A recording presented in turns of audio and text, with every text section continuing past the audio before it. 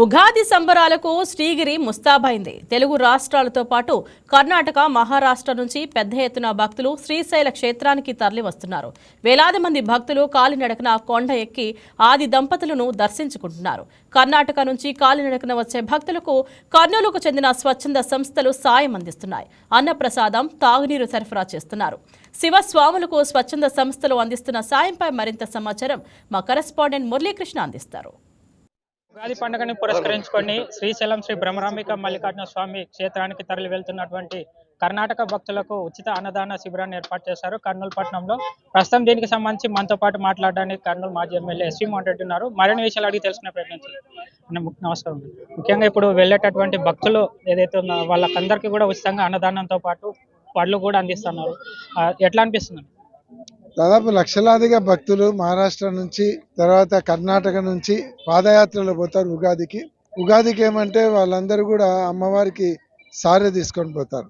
అమ్మవారు వాళ్ళ ఆడపడుచులాగా భావించి సారె తీసుకొని పోవడం, అది కూడా నడుచుకుంటూ పోతారు. అక్కడ మహారాష్ట్ర, కర్ణాటక నుంచి వస్తారు.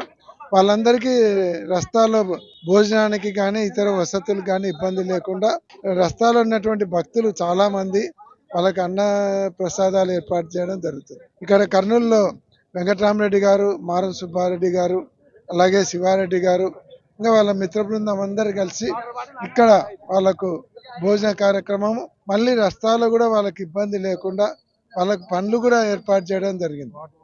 నిజంగా వాళ్ళకి వాటర్ బాటిల్స్ ఇవ్వడం, ఇవన్నీ చేస్తూ ఉన్నారు. ఇది చాలా మంచి కార్యక్రమం. ఎందుకంటే భక్తులు వాళ్ళు ఎక్కడి నుంచో నడుచుకుంటూ వచ్చి పోతుండేటువంటి భక్తులకు మనం ఈ రకంగా ఏర్పాటు చేయడం అనేది చాలా గొప్ప విషయము.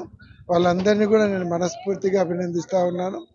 వీరి కుటుంబాలకు కూడా భగవంతుడు ఆయుర ఆరోగ్య ఐశ్వర్యాలు ప్రసాదించాలని భగవంతుని ప్రార్థిస్తూ మిగతా వాళ్ళు కూడా వీళ్ళని స్ఫూర్తిగా తీసుకొని ముందరికి రావాలని కోరుతా ఉన్నాను. ముఖ్యంగా కర్ణాటక, మహారాష్ట్ర నుంచి కూడా చాలా మంది ఒట్టి కాళ్ళతో నడచడంతో పాటు కట్టెల మీద నడుచుకుంటూ చాలా మంది వెళ్తున్నారు అన్నది ఎట్లా చూడొచ్చు?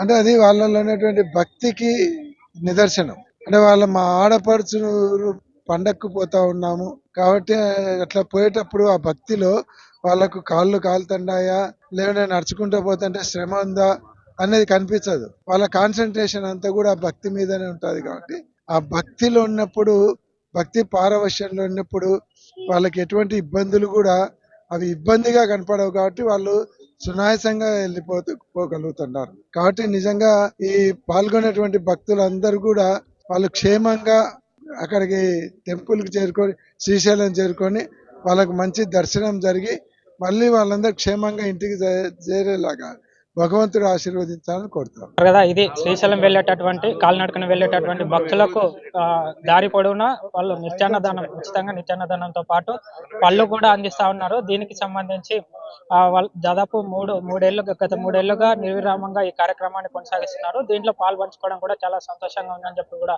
మాజీ ఎమ్మెల్యే తెలుపుతున్నారు. వీడియో జర్నలిస్ట్ అశోక్తో మురళీకృష్ణ, వైకే టీవీ.